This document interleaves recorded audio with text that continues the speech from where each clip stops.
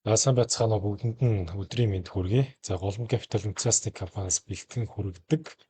За маркет апдейтийн 61 дахь дугаарыг бэлэн болоод байна. Тэгэхээр энэ өдрийн маркет апдейтээр ямар сэдвүүдийн талаар ярих вэ гэхээр мэдээж сая Америкийн нэгдсэн улсын хувьцааны зах зээл дээр за хувьцаат компаниуд за эхний хагас жилийн буюу 2026 оны 2 дугаар улирлын санхүү үйл ажиллагааны тайлангаа танилцуулж ерөөхдөө дуусч байна. За одоо энэ 7 хоногт бол илүү жижиглэнгийн худалдааны салбарын компаниуд тайлангаа танилцуулаад ерөнхий дүр зургаар бол дуусж байгаа. За гэхдээ 8 дугаар сарын одоо 26-нд бол Nvidia компани санхүүгийн тайлан бас тайлбарлахаар хүлээгдэж байна. Тэгэхээр өнгөрсөн одоо 2-7 хоногийн турш ерөнхийдөө сая 8 дугаар сар гарснаас хойш хагас дамжуулагчийн салбарын компаниуд за мөн хагас дамжуулагчаас гадна софтвер салбарын компаниуд бол эхний хагас жилийн тайлангаа танилцуулсан. За тайлангуудаас ерөнхий дүр зургаар харахад бол за компаниуд бол капекс зардлыг бол өндрөөр гаргасан юм байна. Өндрөөр төсөвлөсөн юм байна. За зардлууд нь буцаад орлого болон орж ирж байгаа одоо мэдээлэлүүд бол гарч ирсэн. За мөн компаниудын өнгөрсөн одоо удирдлуудад хэр хэмжээний орлого олсон бэ, хэр хэмжээний цэвэр ашиг олсон бэ гэдэг үзүүлэлтээс илүү за ирэх удирдлуудад буюу за энэ 2026 оны дуустал компаниуд өөрсдийнхөө орлого болон цэвэр ашиг хэр их төсөөлж байгаа. За эрэлтийг хэр ихээр төсөөлж хамгаалсан бэ гэдэг бол олонний одоо анхаарлын төвд байсан гэж хэлж болохоор байна. Тэгэхээр яг үсээ өнгөрсөн 7 хоногийг зүгээр аваад үзэхэд өнгөрсөн 7 хоногт бол технологи суурьтай компаниуд бол тайлангаа танилцуулсан. За тэдгээрээс тэгвэл эхнээс нь зүгээр харъя тийм ээ. Та бүхний одоо хамгийн сайн мэдих SMCI буюу Super Micro Computer тайлангаа танилцуулсан өнгөрсөн 7 хоног. Super Micro-гийн хувьд бол яг аудитын одоо энэ тайлангийн асуудалтай байсан. За гэвч яг аудитын компаниас болсноос шалтгаалаад за мөн санхүүгийн тайлангаа бас хугацаанд нь яг үр дүнтэй танилцуулсан учраас SMCI-гийн хувьцааны ашиг нэг 7 хоногийн дотор бол 30 гаруй хувиар бол хүчтэй хэмжээгээр өслөө. За мөн SMCI-с гадна өнгөрсөн 7 хоногт ASTS буюу Space Mobile компани тайлангаа танилцуулсан. За яг Space Mobile-ийн цэвэр ашиг за борлуулалтын орлогыг харьцангуй ашиг руугаа ороогүй байгаа ч гэсэн тухайн бизнесийн концепцийн хувьд цаашдын бизнесийн тэл за мөн сансарт хөөрөгжөө хиймэл дагуулууд нь бас амжилттай байгаа зэрэг мэдээлэлээр үндэслэн хувьцааных нь ханш нь өссөн дүр зурагтай байгаа. Тэгэхээр яг өнгөрсөн 7 хоногоос яг онцлог компаниуд гэвэл эдгээр компаниуд байна. За тэгээ үүний өмнөх 7 хоногт 8 сарын эхний 7 хоногт бол за та бүхэн хамгийн сайн мэдж байгаа Microsoft за Google зэрэг компаниуд бол тайлангаа танилцуулсан байгаа. Тэгэхээр энэ 7 хоногт тэгвэл бид бүхний юу хүлээж байгаа вэ гэдгийг хэлээд хэдүүлээ харъя. Тэгэхээр энэ 7 хоногт бол яг за Хонконгийн хөрөнгийн бирж болон Хонконгийн хөрөнгийн бирж дээр арилжаалагч байгаа хятад компаниуд бол тайлангаа танилцуулахаар хүлээгдэж байна. За бид бүхний багцад хамгийн их хувийн жингүүдийг бас эзэлж байгаа. За Baidu компани байна. За мөн Alibaba компани. За Alibaba-гийн хувьд бол яг өнгөрсөн сая 6 болон 7 дугаар саруудад бол хувьцааных нь ашиг 30 орчим хувиар бол маш хүчтэй хэмжээгээр унссан. За гэхдээ буцаад сэргээд ерөнхийдөө бид бүхний нэг худалдаж авсан байгаа дундаж ханш бол 120 орчим дээр ирчихсэн байгаа гэсэн. Тэгэхээр Alibaba-гийн тайлан энэ дөрөвт өдөр танилцуулагдах юм байна. Тэгэхээр Alibaba дээр бол бид за хоолд гэсэн стратегтэй байгаа. За яг хөө сая ханш унтдууд нэмж худалдаж аваад ханшийнхаа дунджийг бол доош нь татсан дүр зураг бол байгаа. Тэгэхээр Alibaba дээр үл хоолд гэсэн нэр зурагтай байгаа. За тэгээд за Walmart, Home Depot зэрэг та бүхний бас инвестмент мэд компаниуд тайлангаа танилцуулахад хүлээгдэж байна. Тэгэхээр за хувьцааны ханшуудын гүйцэтгэлийг ерөнхий байдлаар нь харах юм бол өнгөрсөн 7 хоногт бол буцаад хагас дамжуулагч болон софтвер салбарын компаниуд бол ханшин сэргэж эхэлсэн. За Microsoft-ийн хувьд онцлоод ирэх юм бол Microsoft бол оны эхнээс бол маш хүчтэй хэмжээгээр унсан байсан. За мөн сая 4-р сараас хойш өсөлтөн дээр бол бусад компаниуд нь хүчтэй хэмжээгээр өсчөөд байхад за Microsoft бол хараасан өсөж чадахгүй байгаад байна. Тэгэхээр бол Microsoft бол өнгөрсөн 1 сарын гүйцэтгэлийг харахад бол 23.5% өссөн дүр зургийг бол харуулж байна. За мөн одоо энэ жил хамгийн өндөр хувиар өсөөдсөн за Micron болон Intel компаниуд бол 13 болон 5 орчим хувиар тус өссөн байна. За мөн одоо 8 дугаар сарын 20 дээр тайлангаа танилцуулж байгаа Nvidia компани нэг 8.5 орчим хувийн өсөлтийг үзүүлсэн. За мөн бид бүхний багцад одоо хамгийн их бас хувийн жинг эзэлж байгаа Oracle компани байгаа тийм. Oracle-ийн хувьд бол 100 гэдэг ханшруу бол унаад исэн. За тэгээ 100 гэдэг түвшнээс үсээ 150 руу одоо хүртлээ өсөөд байгаа дүр зураг Oracle дээр харагдаж байна. За мөн газрын төсний салбарын компаниуд байгаа тийм. Яг Америкийн нэгдсэн улс Ираны хоорондох яг дайн бол бас эргээд яг докторгүй байдал дээр байгаа. Тэг үүнтэй холбоотой яг газрын төсний унаад исэн ч гэсэн тус салбарын яг газрын тус одоо экспортлж байгаа үйлдвэрлэж байгаа компаниудын акцийн аншил сэргсэн дүр зураг ажиглагдчих байгаа гэж хэлж болохоор. За тэгвэл яг өнгөрсөн 7 хоногт бас гарсан чухал одоо эдийн засгийн мэдээллүүдийг аваад үзье л дээ. Яг эдийн засгийн мэдээллүүдийг маш товчхоноор ярих юм бол яг мэдээж Америкийн нэгдсэн улсын инфляцийн тайлантай бол холбогдох нь ажицаагүй байгаа гэж хэлэхээр байна. Тэгэхээр өнгөрсөн 7 хоногт Америкийн нэгдсэн улсын инфляцийн тайлан мэдээ зарлагдсан. За ерөнхий одоо дүр зургаар харах юм бол өнгөрсөн 7 дугаар сард бол Америкийн нэгдсэн улсад бол инфляц харьцангуй саарсан дүр зурагтай байна.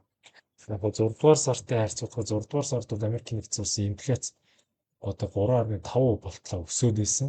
За яг энэ инфляц бол 7 дугаар сар жилийн дөнгөж 3.4% болтлоо буурсан дүр зураг ажиглагдаж байна. За энэ үл яг нөгөө талаасаа нөгөө Америкийн нэгдсэн улс Ираны хоорондох дайн яг 7 дугаар сард харьцангуй докторчсон. За тэгээд газрын тосны хашиг унсан шалтгаанаас үүдэлтэй. За мөн нийлүүлэлт нэмэгдснээс шалтгаалаад инфляц баг зэрэг буурсан гэж харж болохоор байгаа. Тэгэхээр яг инфляц буурснараа бол нөгөө талаасаа Америкийн нэгдсэн улсын Фед буюу холбооны нэгдсэн сан бодлогын хүүгийн хэвийн түвшинд нь хадгалахаар яригдж байгаа. Тэгэхээр яг энэ 2026 онд бол Америкийн нэгдсэн улс бодлогын хүүгээ хараахан нэмэхгүй байх, илүү хэвийн түвшинд нь буюу одоогийн байгаа түвшинд буцаад хадгалах дүр зураг бол ажиглагдаж байгаа. За мөн яг бид бүхний харж байгаа дүр зургаар бол хоёр гол эрсдлийг бол одоо бол эдийн засгийн үзүүлэлтүүдээр л авч үзэж байгаа.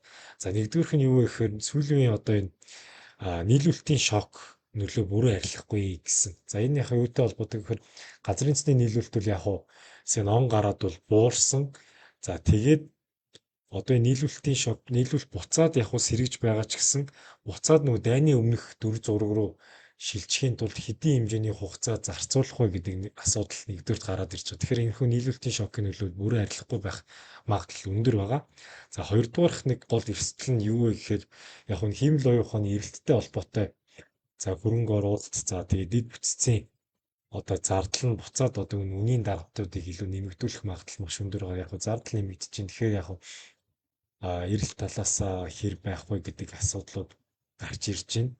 За мөн инфляц яг хэдийгээр Америкийн нэгдсэн улсад бага хэмжээгээр буурсан ч гэсэн одоо энэ холбооны нөөцийн сангийн зорилттой түвшин болох одоо 2% бол ойртохгүй. Ойртох нь бол яг маш удаан хугацааг бол зарцуулах байх. Тэгэхээр бол 2026 он гэлтгүй ирэх 2027 онд бас хүү бууруулахгүй байх магадлал хүү боломжтой гэж харагдаж байгаа.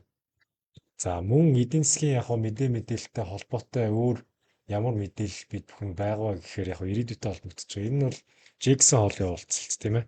За жил бүрийн 8 дугаар сард бол Jackson Hole болдох юм уулзалт болдог. За энэ уулзалт бол яг юуны уулзалт вэ гэхээр дэлхийн бүх төв банкнуудын ерөнхийлөгч нар уулздаг. За энэ жилийн Jackson Hole-ийн уулзалт бол 2026 оны за 8 дугаар сарын 27-оос 29-ний хооронд үргэлжлэхээр байна. За нийт 70 гаруй улс орны за төв банкны ерөнхийлөгч нар цугларна гэсэн. Тэгэхээр бол энэ уулзалтаар бол за энэ 2026 он сая болж өрнөсөн за газрын тосны нийлүүлэлтээс шалтгаалаад за бүх Америкийн нэгдсэн улс ч гэлтгүй бусад бүх улс орнуудад бол инфляц бол нэмэгдсэн байна. Тэгэхээр инфляцаас хамаарат улс орнууд бодлогын хүүгээ хэр түвшинд хадгалахын гэдэг асуудлууд бол яригдах бах. За илүү одоо хатуу мөнгөний бодлогыг баримтлах юм уу аль эсвэл яг одоогийн байгаа түвшинээр хадгалагдах уу гэдэг зүйлсүүд яригдах бах. Тэгэхээр томоохон яг нөгөө эдийн засаг нөлөө бүхий улс орнуудын ерөнхийлөгч нар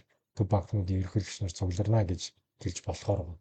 За та бүхэн бас санаж байгаа бол өнгөрсөн 2025 оны Jackson Hole-ийн уулзалтаар бол төв банкны ерөнхийлөгч нар уулзаад за бодлогын хүүг ерөөдөө шат дараатайгаар бууруулна гэсэн аа одоо бодлогын бичиг одоо бодлого яригдсан гэсэн.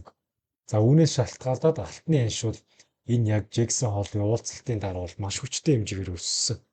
За дэлхийн одоо алтны ханшийн түүхэнд байхааргүй нэг өдрийн маш хүчтэй хэмжээний өсөлтийг үл үзүүлсэн. Тэгэхээр алт бол тухайн яг Жексон хоолны уулзалтын дараа алт нэг өдрийн дотор 5 орчим хувиар л өссөн дата мэдээлэл байгаа. Тэгэхээр бол Жексон хоолны уулзалт бол за дэлхийн зах зээл дээр буюу дэлхийн эдийн засаг за мөн алтны зах зээл за мөн хувьцааны зах зээл дээр яахын аргагүй хүчтэй мэдээ нөлөө үзүүлэхүйц одоо үйл ажиллагаа ивент арга хэмжээ бол болоод хувирчиж байна гэж харж болохоор байгаа. Тэгэхээр мөн саяны энэ одоо Жексон хоолны уулзалт болох хүлээлттэй зэрэгцээд алтны анш ч гэсэн өнгөрсөн 7 хоногт маш хүчтэй хэмжээгээр өсөж байгаа.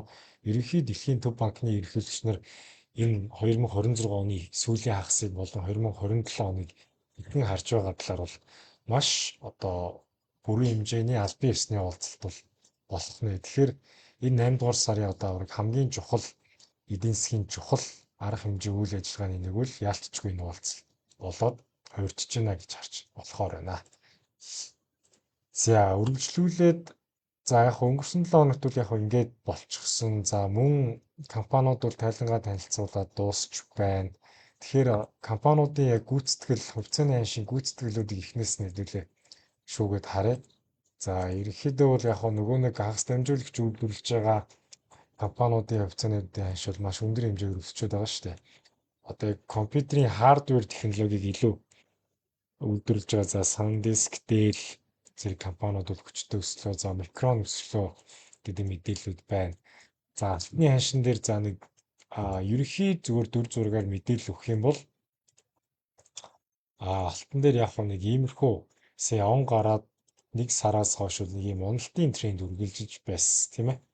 Тэгэхээр энэхүү уналтын трендийг үл сая 8 дугаар сарын эхний 7 хоногт хүчтэй дээш сэтлээд өсөд гараад ирсэн. Тэгэхээр бол алт яг энэ байгаа төвшин дээр л яг энэ 7 хоногт бол нэг хүчтэй хөдөлгөөнийг бол үзүүлэхгүй бах. Яг одоогийн байгаа 4300-аас 4450 гэдэг төвшний хооронд бол энэ рейнжинг хөдөлгөөнийг үзүүлэх байх. За тэгээд эх 7 хоногт яг саяны хэлдэг уулзалттай холбоотойгоор бол нэг хүчтэй дээшээ юу доошоо юу гэдэг хөдөлгөөнийг бол үзүүлээ явчих хөлтөн дээр. За мөн S&P 500 индексийн фьючерсийн ханшийг хэдүүлээ харъя тийм ээ. Өмнөх одоо лайвуудаар бол өмнөх лайв бол одоо 2-7 хоногийн өмнө хүрсэн маш лайв хийгийг удсан байна. Тэгэхээр өмнөх лайвуудаар бол S&P 500 индексийн 7400 орчим дээр байхад лайв хийжсэн. За тэгэхэд бол яг энэ бок бүсийг 7450 гэдэг төвшөндөө тодорхойлоод хэрвээ энэ бок бүсийг дээшээс сэтэлж гарч ирэх юм бол S&P 500 болон Nasdaq индексүүд дээр л өсөлт үргэлжлэнэ гэдгийг ярьж ирсэн. За тэгээд бок бүсийг үл дээшээ маш хүчтэйгээр сэтэлээд гараад ирсэн компаниудын санхүүгийн тайлантай холбоотойгоор өссөн гэж хэлж болохоор байна. Тэгэхээр S&P 500 индексийн өсөлт ч гэсэн одоо цаашдаа үргэлжлээд явж байгаа. За мөн бүх цаг үеийн дээд ханшаач гэсэн шинжилэн тогтоогод байгаа гэж харж байгаа. За харин Nasdaq индексийн хувьд бол төдийл яг бүх цаг үеийн дээд ханшааг шинжилэн тогтоож чадаагүй. За мөн бок бүсийн хувьд саяны S&P 500 индекс дээр харж байсан шиг бок бүс дээр ирсэн сая сэтлээд гараад ирсэн. За яг сая тайлангуудтай холбоотой технологийн компаниуд өссөн. Түүний дагаа Nasdaq индекс өссөн. За тэгвэл цаашлаад дахиад Nasdaq-ыг өсгөх шалтгаанууд нь юу болох юм бэ гэвэл одоо энэ өсчөөд байгаа технологийн компаниуд дахиад цаашдаа өсөлтийг үргэлжлүүлэх юм бол Nasdaq индекс цаашдаа бас өсөх боломж байгаа гэж харж байгаа. За тэгэхээр яг Nasdaq дээр хамгийн их нөлөө үзүүлж байгаа компани юу юм бэ гэж харах юм бол Nvidia компани яахын аргагүй орчиж байгаа. За Nvidia компани дээр бол яг өнгөрсөн лайвуудаар бол бид бүхэн яриад л байгаа Viber дээр гисэн бичсэн хамгийн одоо энэ хүчтэй дэмжлэгийн бүсүүлийн 195 гэдэг орчим бүс дээр байгаа гэдгийг ярьж ирсэн. За Nvidia-гийн ханш нэг 250 орчим руу өсөх боломжтой хэрэг 30 орчим хувийн өсөлтийг харж ирсэн. За харин бид бүхний яг энэ 195 гэдэг дэмжлэгийн бүсээс бол одоо нэг 15 орчим хувийн өсчөөд байгаа Nvidia-гийн хувьцааны ханш. Тэгэхээр Nvidia-гийн хувьцааны ханш дахиад цаашдаа хүчтэй өсөд 250 орчим руу тэмүүлэх юм бол Nasdaq индекс энэ үед all time high ханш буюу бүх цагийн дээд ханшаа дахин шинжилэн тогтоох магадлалууд маш өндөр гэж харж байгаа.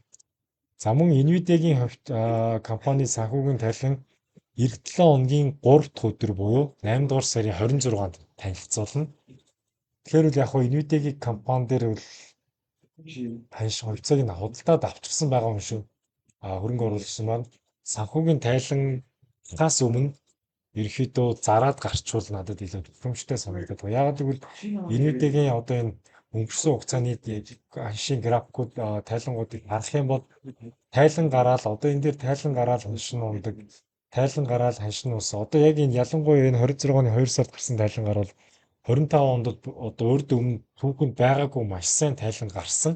Гэхдээ ханшин ингээд унтсан байгаа. Тэгээд өмнө ч гэсэн ингээд тайлан гараад ханшин ундаг, тайлан гараад ханшин ундаг. Хэдий сайн тайлан зарласан ч гэсэн Nvidia компани ханш тайлангийн дараа ингээд ундаг дүр зураг ажиглагдаад байгаа. Тэгэхээр бол одоо энэ 26 оны тайлангаас өмнө ерөнхий ханш магадгүй за 237 40 орчим руу хүрчих юм бол ерөнхийдөө ашгаа хэрэгжүүлээд гарчвал зүгээр гэж Nvidia дээр харагдаж байгаа. Nvidia компани хувьд. За Nvidia дээр юм байна. За Iron-ыг ярих нь зүйтэй баг. Iron дээр бол өмнөх лайв дээр ярьж исэн, Viber дээр ч гэсэн бичижсэн. Тэгээ Bitcoin mine гэдэг компани байсан өмнө. За одоо бол өөрсдөө дата центрийн үйл ажиллагаа эрхэлдэг. За өөрсдийнхөө дата центрүүдийг томоохон компаниудад түрээсэлдэг гэж хэлж болж байгаа. За томоохон компаниудад одоо хамгийн хэрэгцээтэй зүйл юу болоод байгаа вэ гэвэл дата центрүүд болчиход байгаа. Эрэлт нөгөө талаасаа байгаа боловч дата центрүүдийг ашиглаад өөрсдийнхөө датаг хөрвүүлэх гэдэг шүү дээ. Тэгэхээр Iron-ы хувьд дата центрүүдийг бусад компаниуд бол түрээсэлдэг компани байгаа.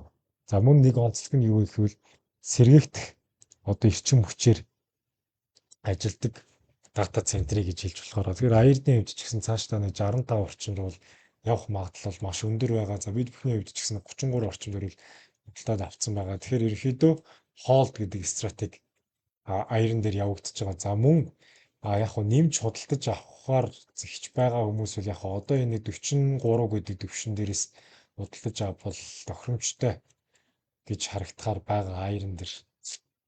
За дараачих нь SpaceX. За SpaceX бол яг анх дахь зах зээлийн арилжаан бол анхдагч дээр бол $130 дээр гэж нэг хувьцааны ашиг гаргасан. За тэгээ хоёр дахьчийн арилжаа $150 дээр ихэлсэн. За тэгээ $226 хүртэл өссөн. За тэгээ $226-аас доошоо эн чинь бараг 50 орчим хувиар $105 хүртэл унсан байгаа. За тэгээ $105-аас сая энэ ханшийн сэргэлттэй холбоотойгоор бол 8 сарын эхний 7 хоногт бол $150 хүртэл өсөөд за энэ буцаад энэ өмнөх энэ эсэргүүцлийн бүс дээр ирээд доошоо бол унсан байгаа. За тэгээд ханшин унаад одоо нэг 135-аас сэргээ 142 дээр харилцаал гэж чинь. Тэгэхээр яг хоо энэ дээр SpaceX дээр яг хоо ихэнх хөрөнгө оруулагч нарын ханш бол 150 орчим дээр байгаа юм байна. Тэгэхээр бол hold гэж стратеги зөвлөмөр дахиад энэ 150 гэдэг төвшнөөс дээшээ сэтгэлээ явчих юм бол яг хоо нэг 170 хүртэл явах боломжтой гэж SpaceX дээр харагдаж байна. За мөн Intel компаниг ярих нь зүйтэй байхаа. За Intel-ийн ашиг хараа.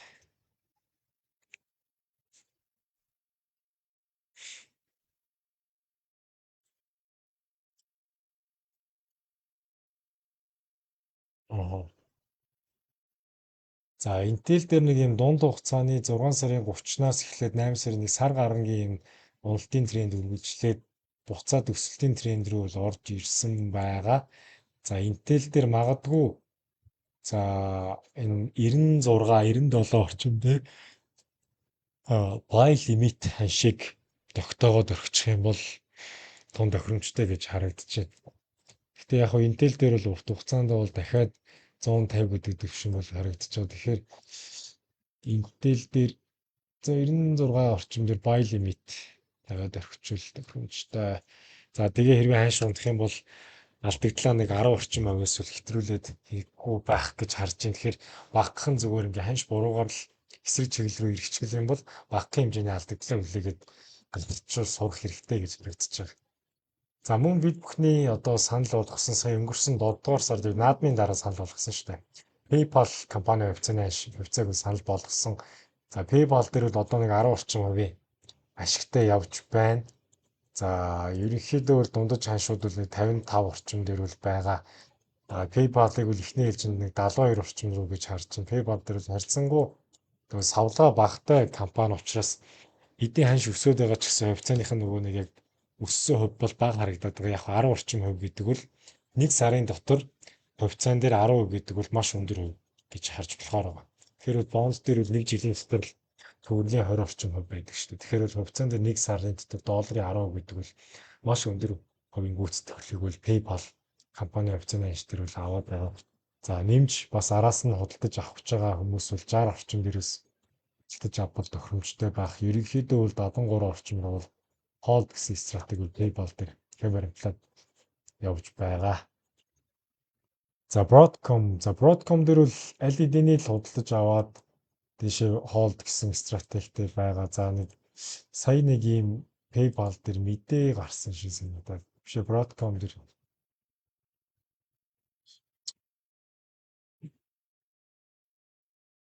Broadcom дээр нэг мэдээ гарсан. За энэ үл яг нэг сая богино хугацааны нэг юм panic sale Broadcom дээр болцсон. За тэгээ буцаад одоо энэ 370 орчим руу унаад ирэх юм бол худалдаж авбал тохиромжтой. Ерөнхийдөө энэсээ богино хугацааны panic sale явчихсан учраас 370 орчим дээрээс худалдаж аваа дахиад 30 орчим хувийн өсөлтийг бол Broadcom дээр бол хараад тохиромжтой харагдаж байгаа. За мөн Space Mobile дээр яг санхүүгийн байдлын хувьд харьцангуй эрсдэл өндөр ч гэсэн энэ дөнгөж нөгөө гарч ирээд бизнесээ хөгжүүлээд явж байгаа компани учраас урт хугацаанд хоол хийвэл тохиромжтой. За хиймэл дагуулуудаа ч гэсэн амжилттай хөөргөө явж байгаа учраас Space Mobile буюу ASDS тэр бол хоолд хийвэл зүгээр. За мөн хэрвээ ханш 63 орчим руу унаад ирэх юм бол энэ дээрээс нэмж худалдаж авбал тохиромжтой гэж Space Mobile дээр харж байгаа. За дараагийн нэг компани юу вэ гэхээр Oracle компани аа тийм. Oracle дээр бол яг бүр том цагаараа харах юм бол одоо энэ чинь 2023 оны 7 сараас хойш ханшийн график дээр одоо энэ хамгийн их одоо арилжааны волюм хаана явагдсан бэ гэвэл энэ бок хүсвэл энэ 115 орчим дээр байсан. За ханш ингээд хүчтэй унаад 115 дээр хүчтэй баунс хийгээд дээшээ өссөн. За тэгээ мөн энэ 140 гэдэг дээр бас хүчтэй волюмын цэг байсан. Хүчтэй эсэргүүцлийн бүс байсан. За тэгээсээ дээшээ гарч ирсэн. За тэгээсээ 5 дахь өдрийн арилжаагаар бол ханш унсан. За хэрвээ энэ 138 гэдэг бүс рүү унаад ирэх юм бол бас худалдаж авахд бол тохиромжтой гэж харж байгаа. За Oracle-ийн хувьд бол дахиад сая нэг хавар буюу 5 дугаар сард хийсэн оройн цэгрийг бол явах магадлал бол маш өндөр гэж хараад байгаа. Тэр чинь 250 орчим руу гэж харж байгаа шүү дээ. Гэтэ яг түүнээс өмнө 220 гэдэг бүс харагдаж байгаа. Нэг 60 орчмын өсөлт. Тэгэхээр Oracle дээр бол илүү өндөр хэмжээний боломж байх магадлал бол маш өндөр байгаа. За SMCI бол яг харьцангуй нөгөө нэг range өндөртэй буюу одоо VIX өндөртэй энэ савлгаан хөлтэй компаниудын нэг болоод ирж байгаа. Гэхдээ SMCI-гийн гол одоо концепц нь юу вэ гэхээр дата центруудыг ихээр гаргаж байгаа. Одоо энэ хиймэл оюухан бол хагас дамжуулагч үйлдвэрлэж байгаа компаниудад дата центрийн хэрэгцээ маш их байгаа. Тэгэхээр яг энэ гол энэ хэрэгцээтэй зүйлийг нь SMCI хийгээд байгаа учраас бол SMCI бол урт хугацаанд бол хоолд гэж харж байгаа. Тэгэхээр үл энэ 67 гэдэг бүс рүү явах байхаа гэдэг зүйлийг бол бид бүхэн таамаглаад байгаа. За мөн сая тайлангаа танилцуулаад ч гэсэн тайлан нь бол харьцангуй яг гайгүй гарсан. За мөн нөгөө нэг аудитын компани асуудалтай байгаад тэр компаниас солиод буцаад одоо эрүүл дүр зураг руугаа SMC-ийг хэвдэл гараад ирсэн байгаа. За Microsoft дээр бол аль хэдийн л урт хугацаанд бол хоолд хийж исэн. Яг хөө Microsoft дээр бол энэ 555 гэдэг дэвшин рүү явах болов гэж харж байгаа. Гэхдээ түүнээс өмнө сая 513 дээр хүрээд унссан. Тэгэхээр бол яг одоо бид ихэнх ашгаа аваад хэрэгжүүлчихвэл тохиромжтой гэж хараад байна. Яг хөө Microsoft-ийн хувьд бол одоо ийм байгаа. Магадгүй энэ 457 орчим руу унж магадгүй. За тэгээд буцаад яг сэргэлт орж ирэх болов уу гэж харж байгаа. Яг нэг дунд хугацааны correction хөдөлгөөн орж ирэх магадлал биш өндөр байгаа. Яг нэг Fibonacci-гийн 61.8 450-аас 60 орчим гэдэг бүсрүүл унах болов уу гэж таамаглаж байна Microsoft дээр. Тэгээд за Microsoft-ийн дахиад нэг ханшиг нь өсөх зүйл нь юу гэнгүүт ChatGPT буюу OpenAI компани энэ 10 дугаар сард үл яг IPO хийхээр хүлээгдэж байгаа. Тэгэхээр OpenAI-ийн 29 орчим хувийг Microsoft эзэмшиж байгаа учраас түүнтэй холбоотойгоор буцаад таньшин сэргэж магадгүй гэж Microsoft дээр харагдаж байгаа.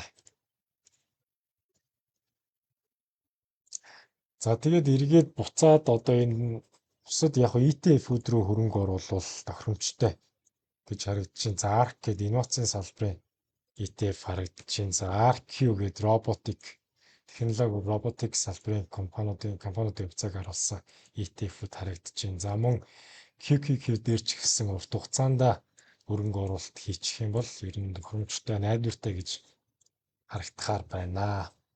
Тэгэхээр л яг компаниуд дээр урт хугацааны өсөлтнүүд дахиад цаашдаа үргэлжлээд үл явах байх.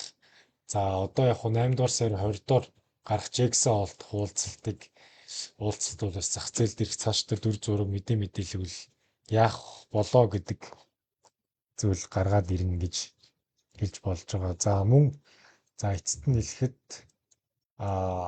энэ 7 хоногт чинь гарах чухал эдийн засгийн мэдээлэл бол хараахан байхгүй байх. Эх 7 хоногоос эхлээд байгаа гэж харагдаж байгаа. За ямар ч сан харъя.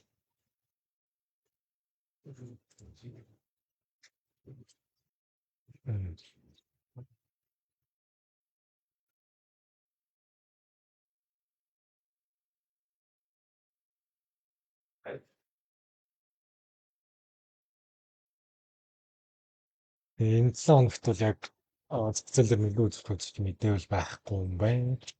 За тэгээд дараагийн лайваар уулзцгаая. За мөн бид бүхэн одоо энэ 8 дугаар сарын одоо гадаад арилжааны дийлэрийн гадаад тавьцааны багцын өөрчлөлтийг бол удахгүй та бүхэн танилцуулна. Сая 7 дугаар сарынхыг бол танилцуулчихсан байгаа. Тэгэхээр яг 8 дугаар саруудад багцд маань ямар өөрчлөлтүүд орсон бэ гэдгийг та бүхэнд танилцуулах болно. За тэгээд та бүхний ажилд амжилт хүсье. Баярлалаа, баяртай. Дараагийн лайваар уулзцгаая.